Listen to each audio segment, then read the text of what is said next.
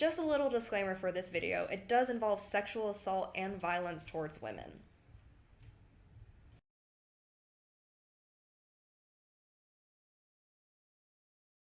Hi, and welcome to Nevaeh's Nightmare. Okay, so it's October, which means it's spooky season, and this time we are going to be talking about ghosts who have solved their own murders. Some people love true crime, some people love paranormal, and some people love both, like me. Did you know that some ghosts can solve their own murders? In this episode, we will look at these two cases, the Greenbrier Ghost and the murder of Teresita Basa. Elva Zana Hester Shue, called Zana by her family and friends, was a young woman who lived in Greenbrier County, West Virginia in the 19th century. In October 1896, Zana met a blacksmith named Erasmus Shue, and the two married after meeting. On January 23, 1897, Zana was found dead at the bottom of the stairs in her home by a neighborhood boy. The boy ran to her husband's blacksmith shop to tell him what had happened. Erasmus rushed back to the house and held his bride's lifeless body in his arms. He proceeded to dress Zana as if getting her ready for a burial, dressing her in a high-collar dress. The coroner was called, and he declared that Zana died of an everlasting faint, an old-style name for a heart attack. As far as the coroner and Zana's family were concerned, this case was closed. The body was placed in a coffin and laid at state at Zana's mother's house. Erasmus was visibly distraught over his wife's death, placing a scarf around her neck, proclaiming that it was Zana's favorite. Zana was buried, and everyone went on with their lives. A month passed, and Zana's mother, Mary Jane, began to have very strange dreams. Zana would come to her in these dreams and proclaim that Erasmus had beaten her throughout their entire short marriage until he had finally killed her. Zana told her mother that Erasmus had killed her by breaking her neck. Mary Jane became convinced that Zana had come back from the grave to tell her mother all that she had been killed by Erasmus and that she needed to go to the authorities.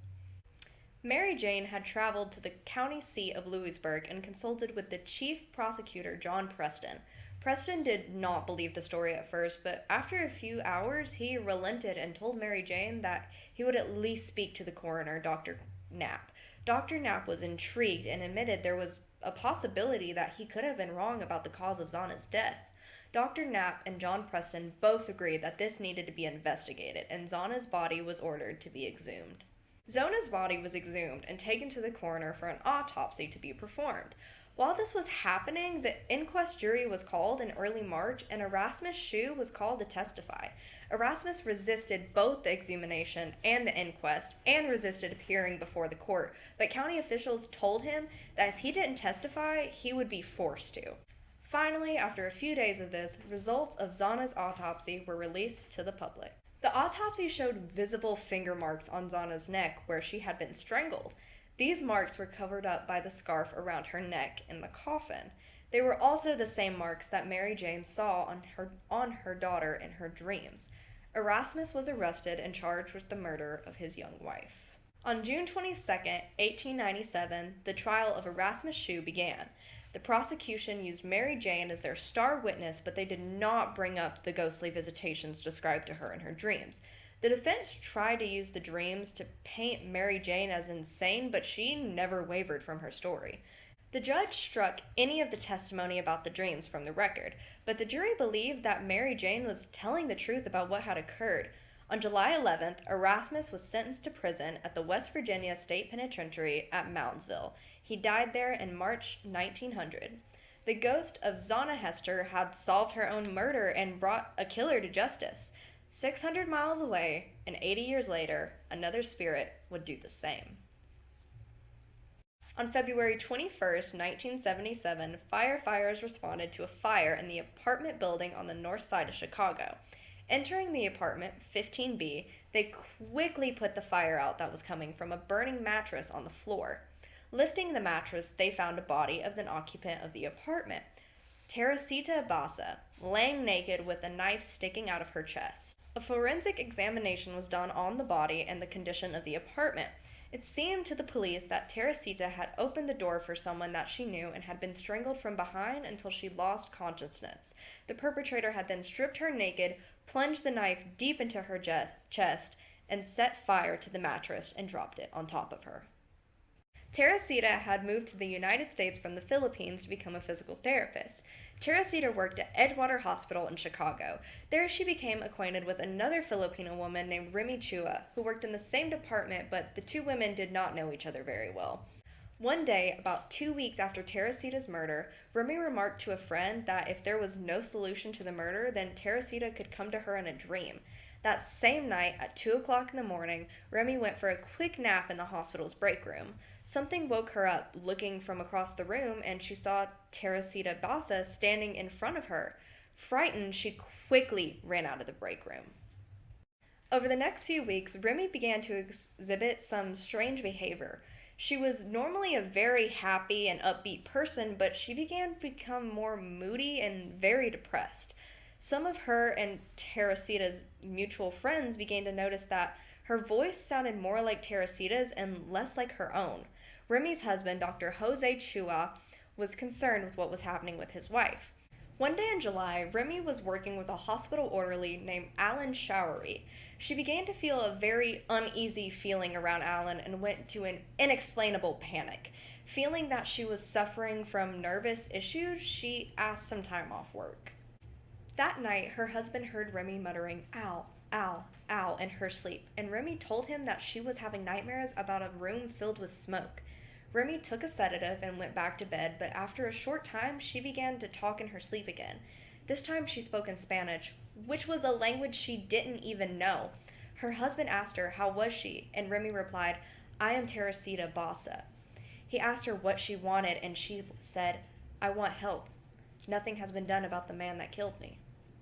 These events went on for a while, and Remy's husband was growing very concerned for what was happening to his wife. He went to his boss at the Franklin Park Hospital, who told him that the police would have a very hard time believing his wife's possession, and that he should write an anonymous letter to them instead. The ghost of Teresita Basa had other ideas. One day, in a trance-light stake, the entity spoke through Remy and asked why he had not gone to the police. He told the spirit that the police would never believe his story. The entity told him that Alan had stolen her jewelry and had given it to his girlfriend. He asked the spirit how could he identify the jewelry, and she told him that two of Teresita's cousins would be able to identify it as belonging to Teresita Basa. She also told him that Alan had come over to fix her TV and then killed her and burned her body. Remy's husband finally decided that he would go to the Evanston Police Department. There he spoke to a police investigator, Joseph Sachula. Sachula could tell that Dr. Chua was not a crank, but he really felt that a testimony from a ghost wasn't enough to go on. Sachula looked into Alan Showery's record anyways and found that he had a long criminal history of including 2 rapes. Alan also only lived 4 blocks away from Teresita's apartment. Sachula decided this was enough to bring Alan in for questioning. When Alan was brought in, he admitted that Teresita asked him to fix her TV, and that he stated he ended up at a bar that evening and never actually went to her apartment. Sachula asked Alan for some fingerprints, which prompted Alan to say that he indeed had been at Teresita's apartment for some months before the murder took place. He then further changed his story, stating that he had been there the night in questioning, but did not have the right circuit map for the TV, so he left. The way Alan kept changing his story made the detectives even more suspicious, so they decided to talk to Alan's girlfriend Yanka. Yanka remembered the evening very well because a fire engine had passed by their apartment right before Alan came home. Statula then asked Yanka if her boyfriend had given her any jewelry the night of the murder. She told the police that the ring she was wearing was given to her by Alan that night, and she had a whole jewelry box full of what he had given her. Yanka was asked to return with the box. When Yanka returned, the police had 2 of Teresita's cousins there to look at the jewelry. The cousins positively identified all the jewelry as having once belonged to Teresita Basa. When confronted by these facts, Alan became angry and shouted that the police were just trying to frame him. He insisted that he bought the jewelry from a pawn shop and had failed to get a receipt. He then realized there was way too much evidence against him and gave in to confessing to his girlfriend that he murdered Teresita Basa. He had intended to rob her, believing that she had a lot of money in her apartment, but when he saw she didn't, He then staged the scene to look like a sexual assault and set the apartment on fire to destroy any evidence. The case became known as the Voice from the Grave and made national headlines. This actually ended up affecting Aline Chalory's trial because the jury didn't know what to make of Remy's possession by the spirit of Teresita Basa. This actually resulted in a mistrial in the case because the jury was unable to agree to a verdict. However, on February 23rd, 1979, Alan Chalory pled guilty to the murder and received 22 years in prison. So, what can we make about the two cases that we explored in this episode? Both were remarkably similar in the spirits appearing to people to solve their own murders. Both were successful in bringing their murders to justice, but were these really spirits or were they manifestations of the human mind? In these cases, did the two women that were contacted feel as if there was something not right about the murders and just let their subconscious fill in the information? If that is so, then how did they know the vital information known only to the women that were murdered? Information was then vital to catching the murderers and bringing them to justice. We may never know the real answers, but we do know that Erasima Shue and Alan Chalory both paid for their crimes. Make sure to like, comment, subscribe, share, and make sure you stay tuned for the next episode.